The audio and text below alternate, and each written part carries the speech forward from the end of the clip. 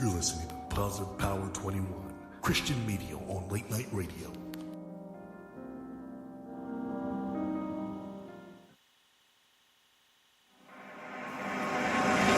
What I found is nothing comes close to the way that you have loved me. This feeling you give me is pure and true. You made me brand new, so incredible. What I found is nothing comes close to the way that you have loved me. This feeling you give me is pure and true. You made me brand new, so incredible, unexplainable.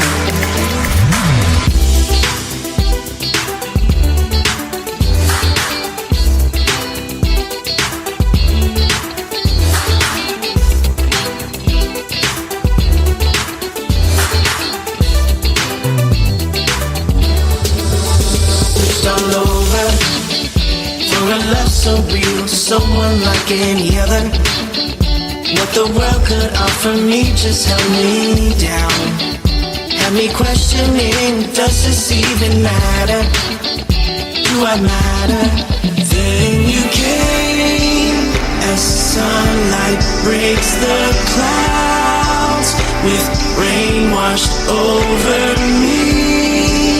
I feel complete, your radiance has changed me. What I found is nothing comes close to the way that you have loved me.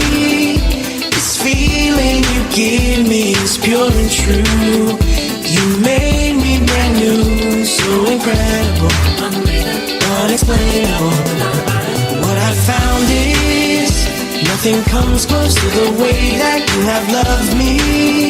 This feeling you give me is pure and true. You make me brand new, so incredible, unexplainable.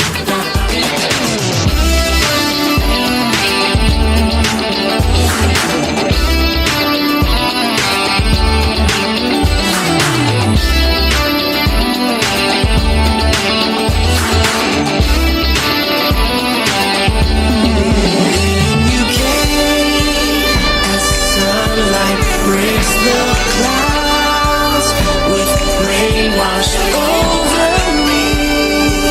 I feel complete, your radiance has changed me. What I found is nothing comes close to the way that you have loved me. This feeling you give me is pure and true. You made me brand new, so incredible, unexplainable. What I found is nothing comes close to the way that you have loved me. This feeling you give me is pure and true. You made me brand new, so incredible, unexplainable.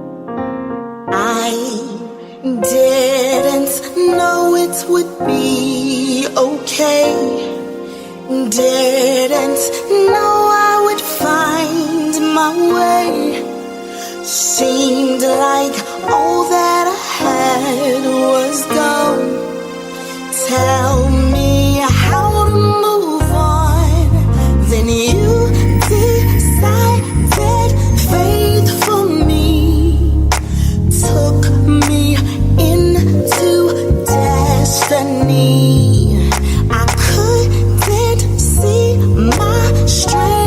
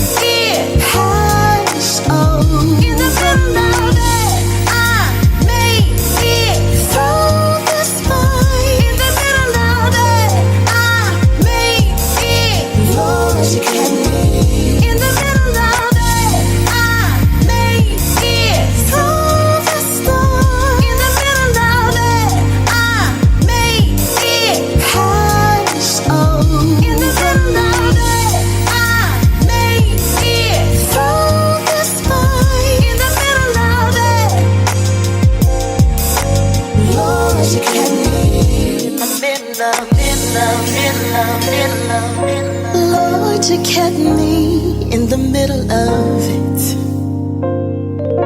Lord, you kept me in the middle of it. Lord, you kept me. Lord, you kept me in the middle of it. Never left me right in the middle of it. There I felt you right in the middle of it. Changed my story right in the middle of it. You were there right in the middle of it. Giving me love right in the middle of it. Giving me peace right in the middle of it. Giving me joy right in the middle of it. Never give up on me in the middle of it. Never left me lonely in the middle of it. You were there to hold me in the middle of it. The Lord, you blessed me in the middle of it. Came to save me right in the middle of it. Made me whole right in the middle of it. Let me know right in the middle of it. You had control right in the middle of it. Flipped my life right in the middle of it.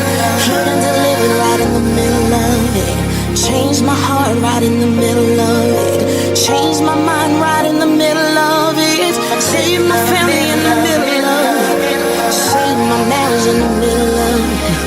And kept my children in the middle of it. Spoke a word of life in the middle of it. In the middle of it. In the middle of it. In the middle of it.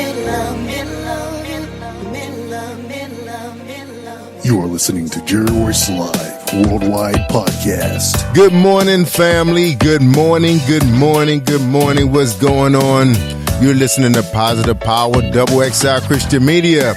And we want to give a shout out and congratulations to Paula G, the voice. That's right, originally from Survival Radio, working part-time on XXI, celebrating 2 years in podcasting, 2 years under her own brand. We want to congratulate her.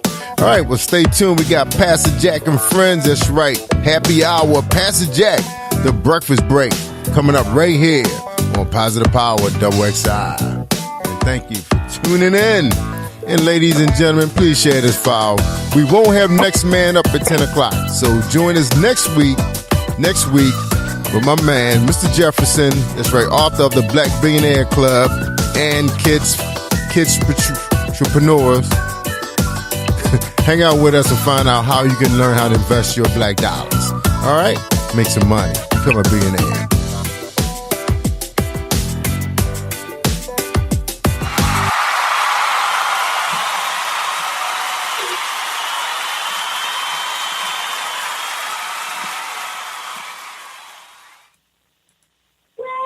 What's up, man? Good morning. Good morning. Welcome to Live at the Breakfast Table with Pastor Jack. Good morning, Sam. Good morning. What it is. And the backdrop, you hear the small pitter-patter of young people. I'm grateful for being a single dad. I really am. I look forward to the growth that my children and myself shall experience together. But what I had to learn, Sam, was this. I'm not raising them. They're raising me. Mm-hmm. And the conundrum here is simple. I always got frustrated because I thought that they were not listening to me. Mm-hmm. When really, I had not been listening to them. So yesterday, I was trying to get my son to do something I needed him to do. And what I noticed is I am at least 3 times as tall as he is. Mm-hmm. Or 4. Let me say that. I'm at least 4 times as tall as he is. And so he comes probably to about just below my knee. And by the time his body would reach the top of my head, it would take 3 more of his little bodies. Right. And I used to ask myself, can the boy hear? Can the boy hear? Because I'll tell him to do something, and he'll stand, and he'll look at me like I didn't say anything. So yesterday I said, Coy, he comes to me, it was after midnight, and he says, Daddy, I'm thirsty. Now, I say to him, naturally, you need to go get in your bed. You're not that thirsty, but whatever. I send him to the kitchen. I say, go into the kitchen and get a water bottle out of the refrigerator. He did not hear me, so he stood there in my face looking at me saying, go to my room. And I'm like, what? I'm standing right in front of the boy. Right? And I'm like, what? So he finally, of all the times I holler and say, Coy, can you hear me? He finally says to me yesterday, he says, Daddy, but I can't hear you. So what I did was I kneeled down all the way to his level, standing down on my knees, and now he and I'm still taller than he is, but we are now at least within range. And I share with him what I want him to do, and he gleefully and joyfully runs down the hall, opens the refrigerator, and brings me back the 2-liter bottle of Pepsi.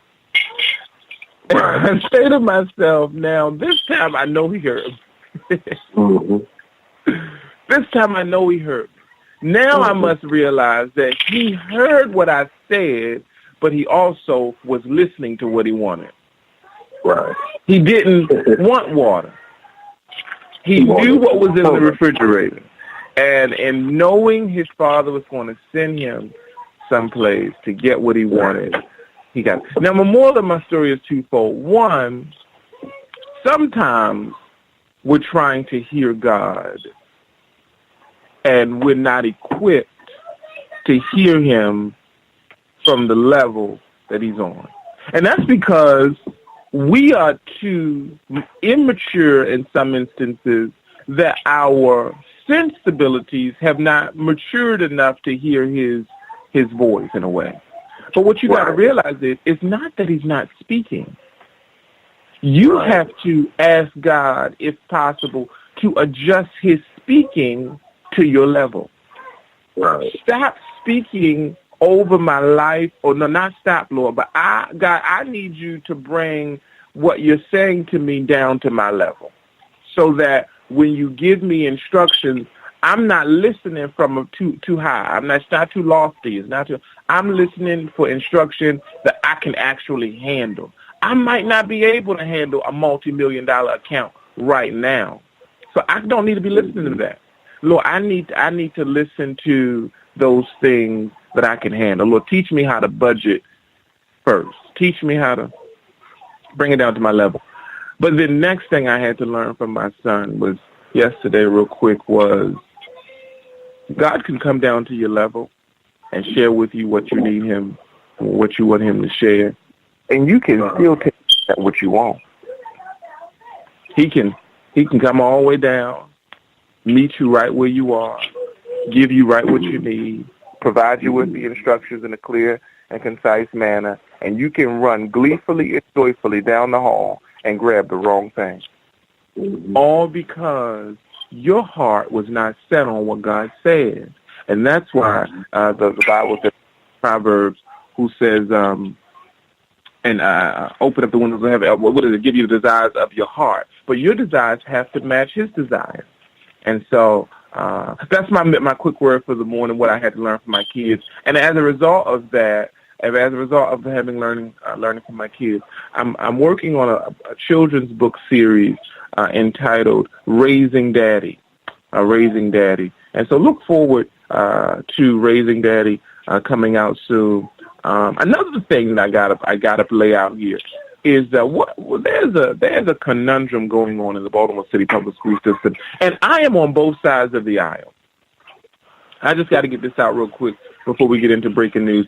I am on both sides of the aisle as it pertains to the Baltimore City public school system debacle. I'm on both sides of the aisle. One, because I am a teacher. Yep, I'm a teacher in the Baltimore City public school system, and my classroom does not happen to be excessively cold. My classroom happens to be unbearably and unbelievably hot. And so you just can't sit in my classroom longer than 10 minutes before, they you got a nosebleed. Yeah, they're visibly uncomfortable. They're visibly, just kind of harsh. You could just see, and so when they leave my room, They are immediately thrust into cold temperatures as they're either walking down the hall or as they are going into another teacher's classroom. So imagine they're coming into my classroom with winter coats on, only to sit in my classroom and have to all but take off everything in order to be comfortable and sweat through what they have on, and then leave out met with more frigid temperature to go to another teacher's classroom, etc. But then I have a child in the Baltimore City Public School System. So I'm on both sides of the aisle. And one, I want to say that as a champion for Mayor Catherine Pugh, I must say that as she so eloquently explained, the Baltimore City Public School System was 20 years ago removed from the Baltimore City government and was bequeathed to the state of Maryland. And so that happened 20 years ago? Yes. So all these. Oh, wow. We are city schools. The state, it's a state-run program. And the state gives the city schools what they would call, the city schools have to request money, and they give it to them on a rollout basis as it pertains to fiscally, as opposed to when you're looking at the county schools, they have an influx of these dollars waiting for projects. So, whereas Baltimore City, when they go to the state, they're not requesting funds as a refund for a project that's either underway or already finished. When the Baltimore City goes to the state for funds for school building improvements, they're going asking for money on loan. And other districts are going saying, hey, we've already paid our bill. We now need, in order for you to help us refund the money that we would have put out. And so Baltimore City, like for example, Baltimore County has over $116 million in building fund dished out to them from the state. Baltimore City gets $66 million over a course of 10 years. So you're going to give us 66 over a course of time to fix schools, whereas you have Baltimore County have an account that's already almost double what it is that we get on a regular basis. So when you deal with it from that perspective, I get everybody who is coming out saying, what about the mayor? The mayor has literally, all she was able to do was appoint the persons who now sit on the Baltimore City School Board. Oh, okay. So that's how the school board is composed or appointed by the mayor. They are. Okay. And so in order for her to be able to kind of get an understanding of what's going on and keep her hand on the pulse, she then had them appointed. However, my other side of this for me is as you look toward trying to browbeat the mayor, you got to make sure that you understand the government of our city. Now, when you have these people who are doing these GoFundMes, that's good, but it doesn't scratch the surface. It doesn't tip. It doesn't even. Titanic can't be sunk by what they're doing. If that makes sense, it does not even begin to deal with the systematic and the almost generational issues that these students and these schools are facing. If they're really going to be serious about fixing these issues, they're going to have to close school for about a month or two just to get in there and fully assess and then begin to plan and prepare for what it's going to take to fix these buildings. Nobody's going to be willing to make that decision. That's first of all. And second of all, what are we going to do with these young people in the meantime? Because schools are no longer an institution of learning. Schools are now glorified babysitting programs where where all we got to do is make sure they don't kill each other. Every one of them, if we are to be technical, 99.99999% of Baltimore City students are operating at least 2 to 3 grade levels below the grade they're in. So we're really, really not trying to address the real issues here. Cold classrooms and poor leadership is one thing, but we really got to take a strong look at the content that these young people are receiving while they're in these newly improved and renovated buildings. You can be in a nice restaurant and they still give you food poisoning. Yeah. Beautiful place with all the trappings, state-of-the-art kitchen and all the amenities, and still walk away from there with a little ism. So those are my takes on that. And right after this quick break, Sam will come back with our breaking news. Stay tuned. You're live at the breakfast table with Pastor Jack. You're listening to Gary Royce Live Worldwide Podcast.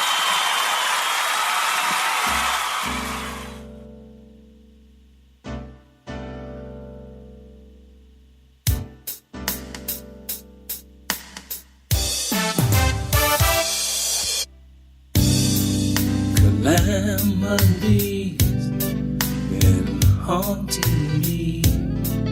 Nowhere to go, nowhere to hide.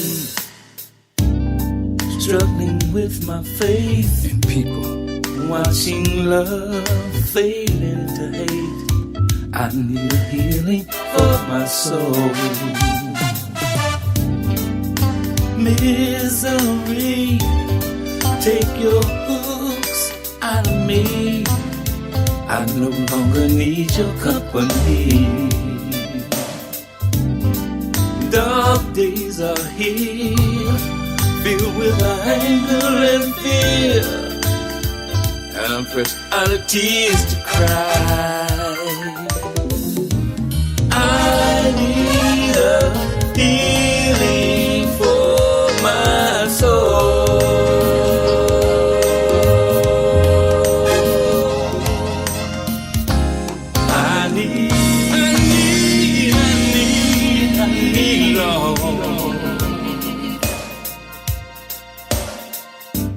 Tired of lying eyes and unkind faces, stuck on fake smiles, bigotry and racist, longing for peace in a world that's hellbound, looking for love when none can be found.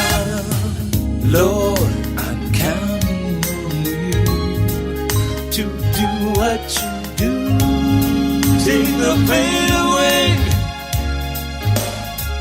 frustration. Stop. I need a healing for my soul.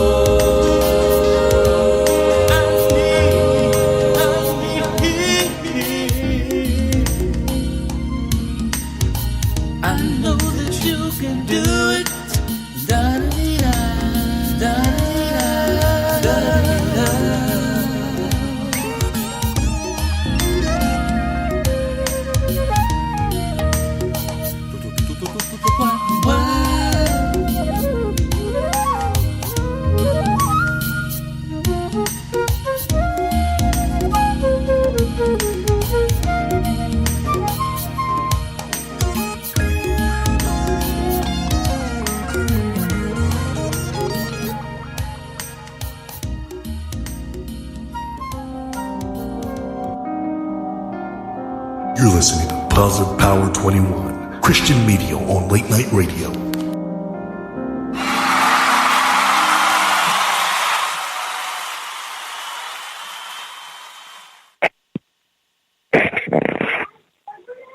Welcome back. You're live at the breakfast table with Pastor Jack and Sam. Sam, what are breaking news? Well, since we were last together, apparently our president wants the world to know that he has his nuclear button. That his button that he has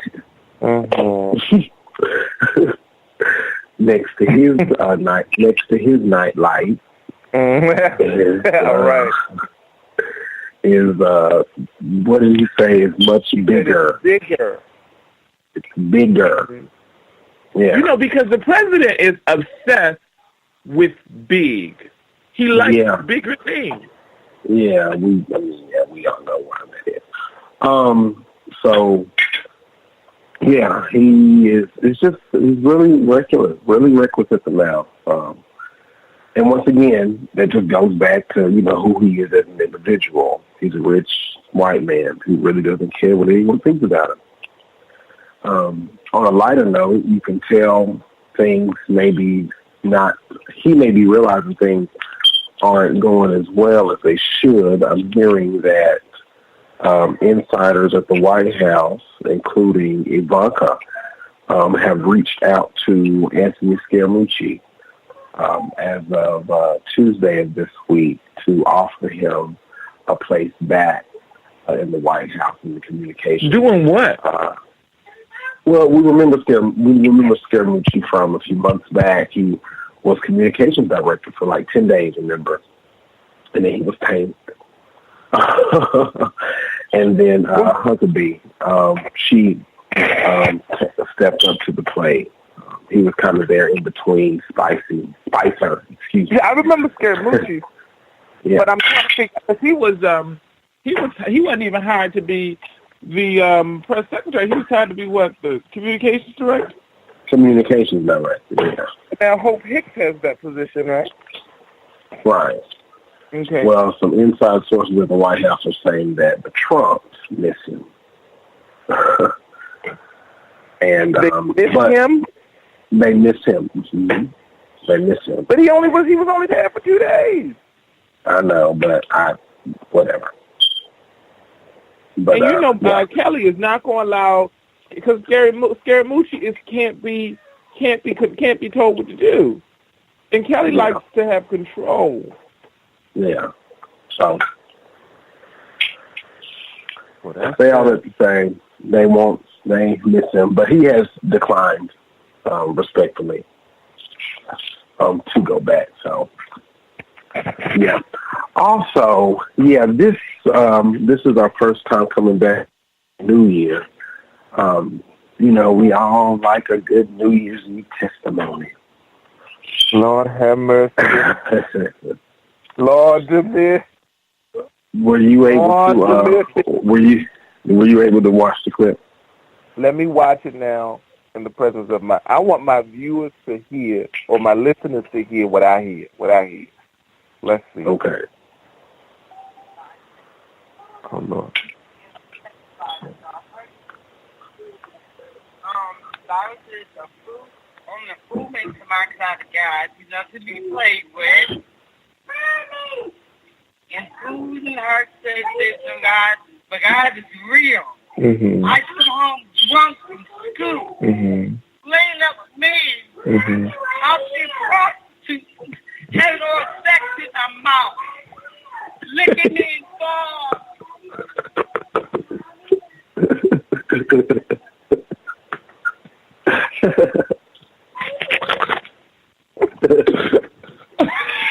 So there's much as a pastor and a churchman, there's much to be dissected in this entire clip, right? There's very much to be dissected, and we can really look at this intellectually from many standpoints. So first of all, being someone who is in public service, my livelihood is speaking, public speaking. That is, what I do. It isn't wise or the best practice in settings like that, especially large venues like that, to just open up, right? To have like a open mic type thing. You know what I mean? Because you have less control, because you have more, things to consider. I think it probably would have been best if they had maybe identified some persons through the year that, had some victories, blah, blah, blah. Like, hey, Would you like to share your testimony? Would you like to share your testimony at the New Year's Eve service? Or a planned testimony service. Yes.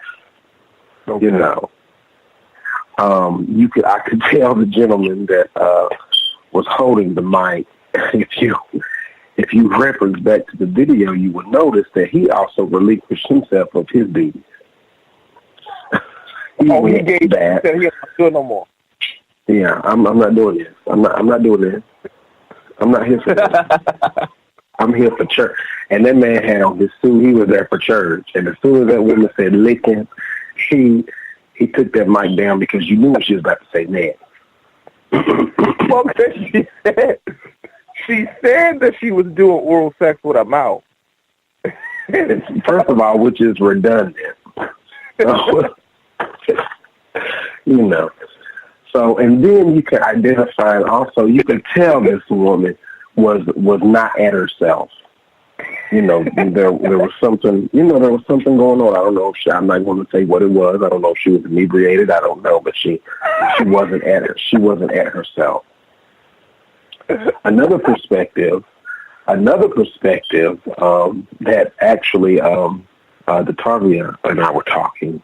She said the master or mistress of ceremony always sets the tone, right? Mm-hmm. You set the tone of the room. Everybody's attitude, from the way you speak, your dress, it sets the tone for everybody else, right? Now, if you go back and look at the video, the woman at the podium, she was just maybe just 2 beats from the club herself. Did you see what she had on? I didn't. Yeah, you see what I'm saying? So it's almost like the whole just tone and everything was just kind of out of whack from the beginning. Because she, you know, was up there, her arms and back, and all that was out. You know, right? Well, I don't know. Almost back like out, but her arms were out. All my cousins, come on, because we about to do this the way we normally. Well, we do this at the house. Right. You know. So, and that was just unfortunate. That was unfortunate for that to have to go down like that. All right, now from another perspective. Would you have allowed her to continue her testimony? And here's my thing. What's the difference from her audible we don't know what was said about Mary Magdalene. We know. While those people were standing there. I mean, we don't know what they were saying. But whatever they were saying was so egregious and so bastardizing that Jesus had to step up and say, listen, leave this woman alone. Leave her be. Now, y'all sitting around here talking, telling me what she done done and who she done slept with and who this, that, and the whose house she done broke up. Whole time, some of the people she slept with standing in this crowd. Right here. And some of the people in this church right now who listen to this, who was in that church, listening to that woman's testimony, there was at least one person there saying, well, are you still in the business? I know, right. Somebody went up to her after the service. Somebody did. Hey, you know, I just want to get you home safe. Some old pervert. Right. And that's, you know, you don't want to sleep on the fact everybody in church ain't saved, just like everybody in the restaurant ain't hungry. Right. You got to know this. And everybody at the mall ain't shopping. That's right. Don't keep thinking that just because you're here, they ain't got the money. You go to the mall and you ain't got the money, you just at the mall. You at the mall with no money. You go to church, ain't got the heart, you another person in church. That's it. Right. It's a building where people gather for whatever the reasons they go there for. There's some churches that got a little downstairs backdoor men's ministry meeting where you go down there doing service and they hand around something dark. You know, I'm just saying. Shut up. Just say it. And so don't keep throwing stones at these folks. And you don't realize that, listen, she just had the boldness to tell you what she was doing. How about you tell me what you were doing? or tell us what you were doing. She just didn't have, whether it was the head or she hadn't been polished. And she's clearly still an infant in Christ. Oh, yeah. I mean, clearly. She ain't even, and you got to treat her as such. Right. And stop talking to her from 6 feet in the air and come down to her 3 foot level and say, listen, baby. Right. That's not,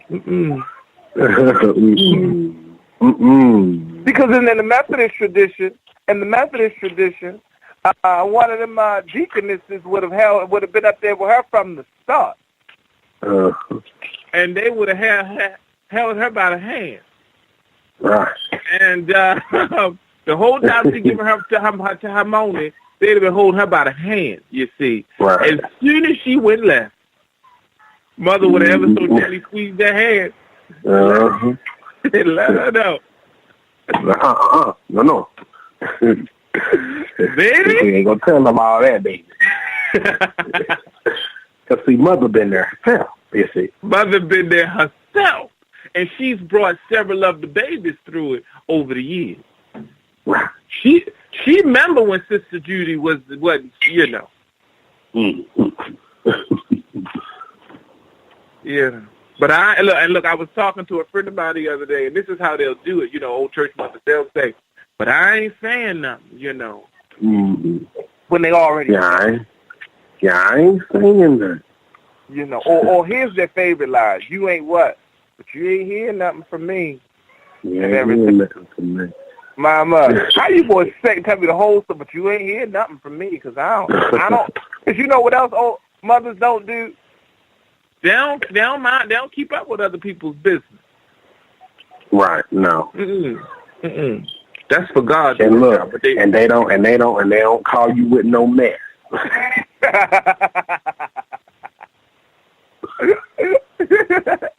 right, bro. I don't mean to call you with no mess. As soon as they say that, you know it's going to be some mess. If you had to start off like that, it's going to be some mess. Mama said, and she mean it. She been thinking about that since she been up at 4:30 this morning. She been thinking, and how is she going to tell you without sounding like she calling about some mess? That's a mess. So what she's saying is, we got to pray for so-and-so. Wow, what happened? And that's what, it's not mess, it's about prayer. We got to pray for them. But you can't pray for them if you don't know what you're praying about. Right. I don't mean to call you with no mess. And so that's how Mama get hers through. Y'all live at the birthday with Pastor Jack. This is what we're doing. We're just shooting it. But listen, Sam, was that the last thing? Because there's been something going on in the world that I think we really need to just take a moment to look at real fast. Yeah, that was it. I was done. That was all. That was all. All right. A man by the name of Michael Wolf, Google him. Michael Wolf on Twitter, at Michael Wolf on Twitter, has penned a book. He's a journalist. He's pretty much a no-holds-barred kind of get-up-in-your-face kind of journalist. And he has penned a book that I have put here in the comments.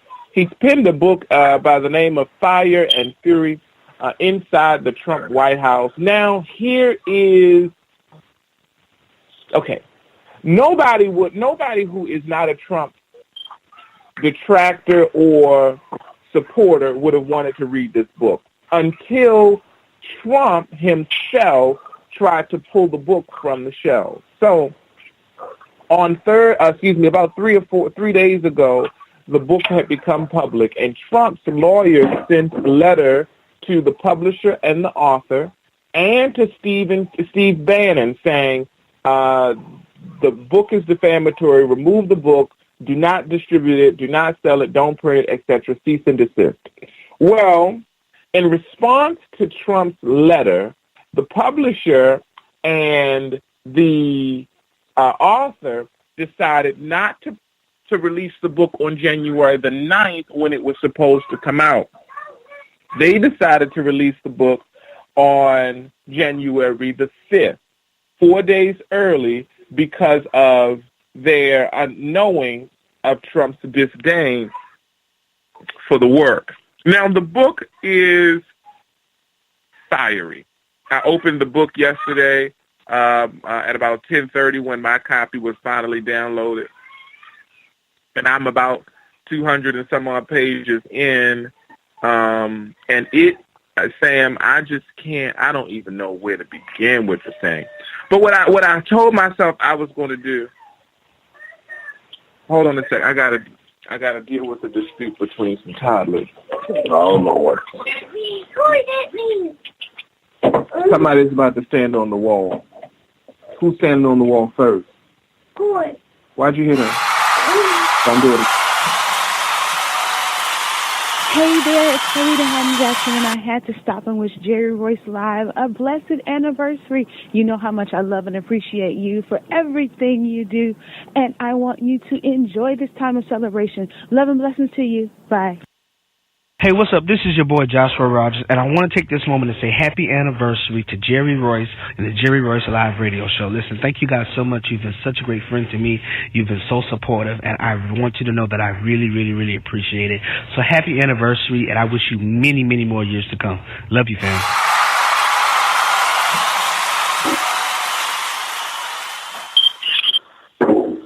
All right, so in the book, Wolf finds himself like interviewing some people, and what I want to bring to your attention is so when Trump, what's that going on back there? When the Trump issue came out about the Access Hollywood tape, remember that? Mm-hmm. And all that went out. I went about. Yeah. Well, here's how the administration reacted to it. Okay. And if during the fall winning seemed slightly more plausible, that evaporated with the Billy Bush affair. I'm automatically attracted to beautiful. I just start kissing them, Trump told the NBC host Billy Bush on an open mic amid the ongoing national debate about sexual harassment. It's like a magnet. Just kiss. I don't even wait. And when you're a star, they just let you do it. You can do anything. Grab them by the blank, you can do anything. It was an operatic unraveling. So mortifying was the development that when Reince Priebus, the RNC head, was called to New York from Washington for an emergency meeting at Trump Tower, he couldn't bring himself to leave Penn Station. It took 2 hours for the Trump team to coax him across town.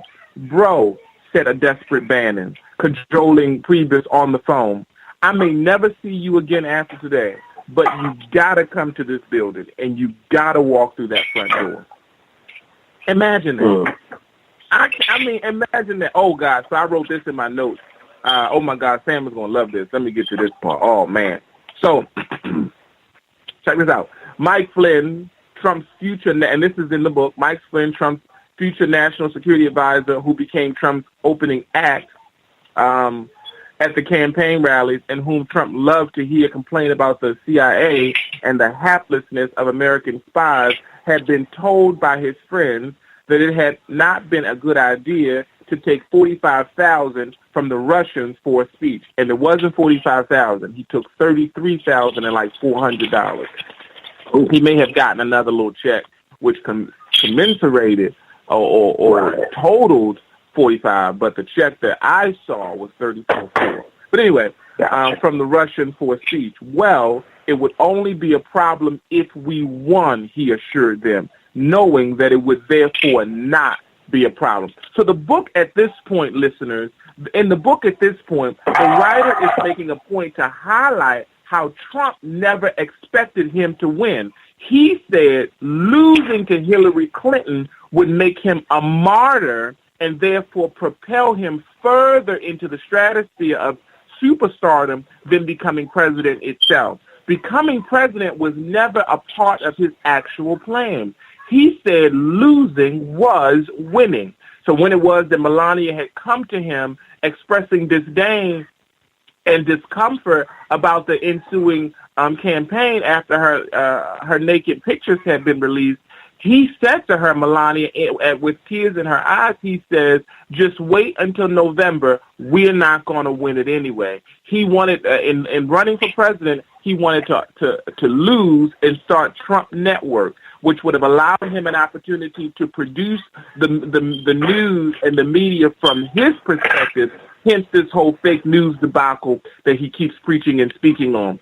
Second, he wanted an opportunity to put his children on an international stage. They were all but nameless and faceless rich kids who he wanted to make sure that after he was gone would still be able to be international power brokers. And then finally, he wanted to make sure that Melania went back into obscurity and etc. Furthermore, Trump in the book is noted as not being a good dad, not to the older kids, but to Barron, the baby boy. And so Melania and others, he and Melania never spend time together. We know these things, but it's good to see in the book. He says in the book, he said, what's more, when he joined the campaign, he was being pursued, this is Flynn that is, his every financial step documented by Russian billionaire oligarch who claimed he stole 17, no, this is not Flynn, I think this is Manafort at this point. Yeah, Manafort, who claimed he stole $17 million from him in a crooked real estate scam and has sworn a blood revenge. So when Manafort took over as Trump's campaign manager, he was on the run from a Russian oligarch who was trying to kill him for stealing $17 million from him. And so it's like you knew this. You had to have known that he was kind of, running for his life. And so I highly recommend Fire and Fury if you are like me, may not necessarily like what's going on in the Trump White House, but you certainly is attracted to the office of the president and not the president himself, and therefore you desire to know how could one of the most prestigious places in the land be defecated upon by a man who can't spell defecated. And so after this quick song, I got your words for the day. God bless you.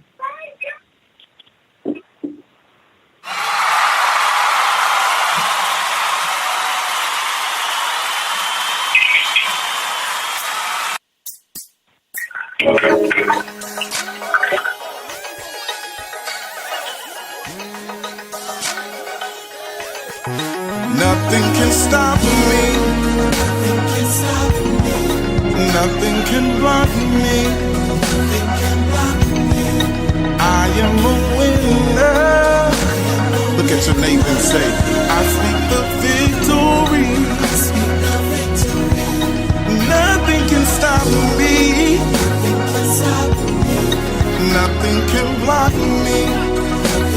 Oh, I am a winner. I speak the victory. Oh, I speak victory over the enemy. Yeah. Look at your neighbor and tell him you got victory. You gotta speak victory over your life. Nothing can stop me. Yeah, nothing can block me. Yeah, I am a winner. I speak the victory. Nothing can stop me. Nothing can block me. Yeah, I am a winner. I speak the victory. Oh, I speak over the enemy. Yeah, I speak over the enemy. Yeah.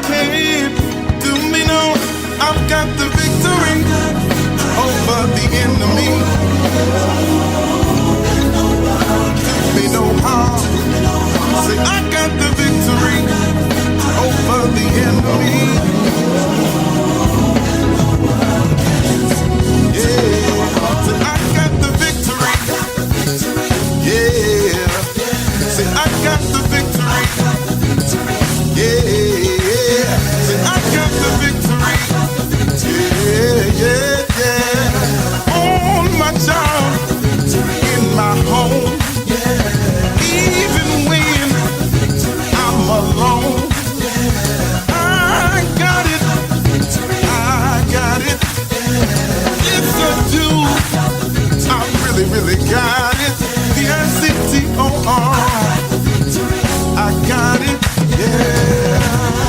I've got the victory over the enemy. The world can't do me no harm, no harm.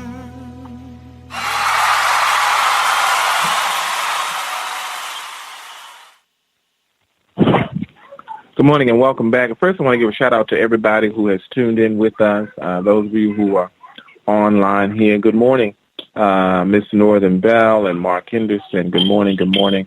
Good morning, Paul Kelly, Pastor Paul. Good morning, Blossom and Ricky Reach and others. Good morning, everybody who's listening, who's tuning in. God bless you. We're so happy to have you. Real quick, I'm out of Genesis chapter 2, verse 7. Genesis chapter 2, verse 7. I'll give you a minute to thumb to it because I don't have it open yet. That's probably one of my favorite pieces. It's not going to take me long to get through this. Genesis 2 and 7 reads like this. Then the Lord God formed a man from the dust of the ground and breathed into his nostrils the breath of life, and the man became a living being. I want to talk real quick from this morning using as a subject. This might take a while. This might take a while. Since losing my mom and my marriage simultaneously, I have had to fully embrace my kitchen. What I've learned is I love cooking. There's something therapeutic about taking scraps of what seems to be nothing and putting them all together to form something wonderful. I must admit, though, cooking from scratch can be daunting because it requires great planning, preparation, and patience. Planning because one must know what ingredients are needed. Preparation because even with all the right stuff, we must still be able to follow the steps in order to make the meal. And finally, patience because every dish requires a different cook time. What took one dish 10 minutes may take another 2 hours. In this text, we find God making a man. We find the master chef making a meal from scratch. He kneels down and gathers a heaping of dirt, not caring about how much dirt he gathers or how dirty the dirt is. He simply gets his best heaping of dirt and skillfully shapes something spectacular. I often think I have to be perfectly clean in order to come to God. There are times when I'm so dirty that approaching him seems disrespectful. Yet I'm happy to discover that he uses his dirt to shape us. And he was so happy and is so happy with what he makes that he decides to breathe his breath in us. God is not allergic to our dirt. For the Hebrew word for Adam sounds like the Hebrew word for man, which is Adam, sounds like the Hebrew word for ground, which is Adamah. And so it is out of your dirt that God is shaping you. For years, I was made to believe that because of the fall of man or eating of the tree of life caused man to be forced to work for his food. But no, look at the text. Check out verse 5, clause B. For the Lord God had not caused it to rain on the land, and there was no man to work the ground. I got to pause here for a second for all of you who are trying to, who are acting as if when you get to your place of promise, you don't have to work when you get there. I'm so sick of hearing these young people who think as soon as you get to wherever you're going, it's going to be a bit of ease and a life of pain-free. You got to realize that the Bible says that there was still work in Eden. A lot of people thought that as soon as Adam and Eve was kicked out of the garden, then he had to work from the sweat of his brow. But the Bible says in Genesis chapter 2, verse 5, clause B, that the reason that there had not been any rain on the ground was because there was no man to work the ground, and therefore if rain had come, then it would not have produced the right crops because there was nobody to till the ground in order for the rain to get into the soil. And so God is saying, even in your comfortable place, even in the place provided for you a life of ease, there's still some work that you must be willing to do. There is work in your Eden. But you have to be breathing to work it. There are two fatal fantasies facing America today. First, there are lifeless people trying to do what only the living can do, but then there are people forgetting that you must still work in your Eden. No plant could grow until Adam was breathing, because the soil needed somebody to tend it. Your harvest cannot grow. Your harvest cannot manifest until you allow him to breathe on you and bring you to life so that you might be able to work the ground. God is not going to give you the harvest and tend the soil as well. He's going to give you the rain and the sun, and you're going to work the ground. Watch this. I mentioned earlier, but I must say again, God's shaping you out of dirt. So it doesn't matter how dirty your life is right now. Doesn't matter how bad it is right now. God is still shaping you out of dirt. So trust his planning. Know that he's preparing you, and be patient through the process. For whatever you're waiting for God to do, he'll do it, but you've got to come alive first. So this may take a while. There's a story told about how bamboo trees, Chinese bamboo trees are made. Chinese bamboo trees are planted in the first year. Within the first year, they are planted, and during that first year, the horticulturalists and others come out, they water and fertilize the seed, but nothing happens. The next year, year 2, they come out and water and fertilize the seed, but again, nothing happens. Year 3, same thing, water, fertilize, nothing happens. Year 4 and 5, same thing happens, water and fertilizer, but nothing happens. But just about 5 years and 6 weeks in, right about that time, 5 years and 6 weeks in, 6 weeks, the tree, the bamboo, grows 90 feet into the sky. Not 9 feet, not 19 feet, 90 feet into the sky. And scientists are still trying to figure out, did the tree grow 90 feet in 6 weeks, or did the tree grow 90 feet in 5 years and 6 weeks? Chinese bamboo planters know this. If they had stopped watering and fertilizing the seed the first year, the second year, the third year, and all the while, no budding, no greenery, no growth, nothing, all the while, but they still went back year after year to fertilize what seemed to be nothing. And in 5 years and 6 weeks, what was being prepared all the while not only grew, but grew so high that eyes cannot see. So high that ears could not even hear from the top. Words could not even be expressed about it. I don't know what you're dealing with or how long it has been taking God to operate in your life. Trust me, it will take longer or it could happen sooner. Wherever you are in the process, God knows the plan. Be patient because he is preparing you. God bless you. You've been on at the breakfast table with Pastor Jack. Take care. You are listening to Jerry Royce Live Worldwide Podcast. All right, ladies and gentlemen, you just heard At the Table with Pastor Jack. That's right, formerly Happy Hour. We had a great time. We hope you enjoyed the live podcast with Pastor Jack and Sam Brown. They cover religion and politics. So you want to get your politics on, you want to get your religion on. Join us every Saturday starting at 9 o'clock on Positive Power XXI Christian Media. Following up next, we have a replay of Next Man Up. We won't be live this week, but But next week we'll be back on the 13th with a big-time author.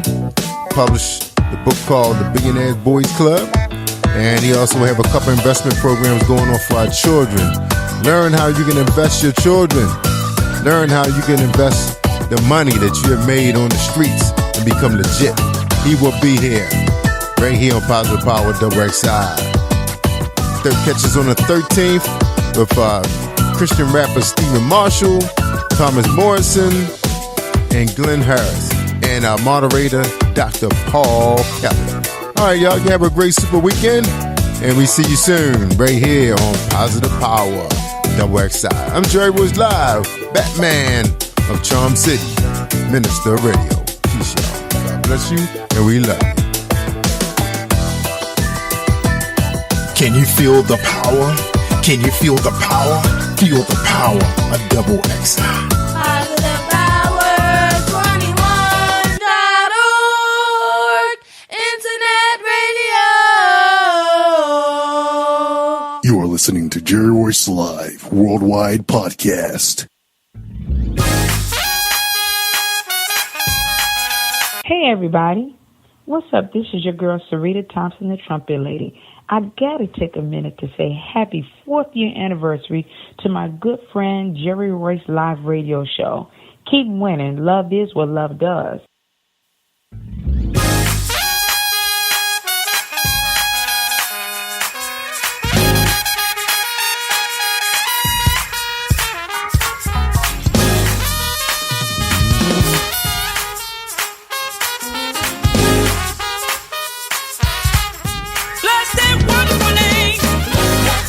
Name of Jesus. Bless that wonderful name. Of Jesus. Bless that wonderful name. Of Jesus. There's no other name. No other name I know. Bless that wonderful name. Power in the name of Jesus. Power in the name of. Power in the name of Jesus. Power in the name of. Power in the name of Jesus. There's no other name. No other name I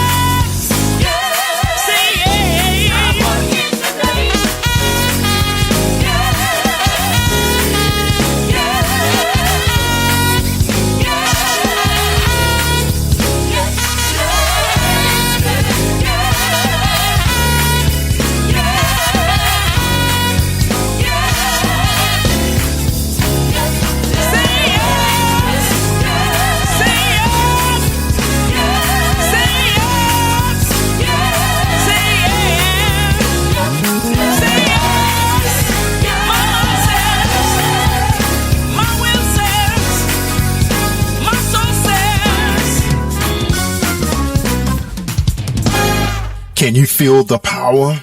Can you feel the power? Feel the power of double XI.